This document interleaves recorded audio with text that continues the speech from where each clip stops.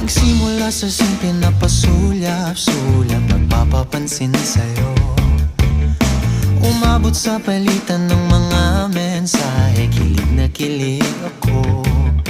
Kumusta, kain na, hello, magandang umaga. Ingat ka, pahinga, huwag kang masyadong magpupuyat pa. Naramdaman ng puso na dahan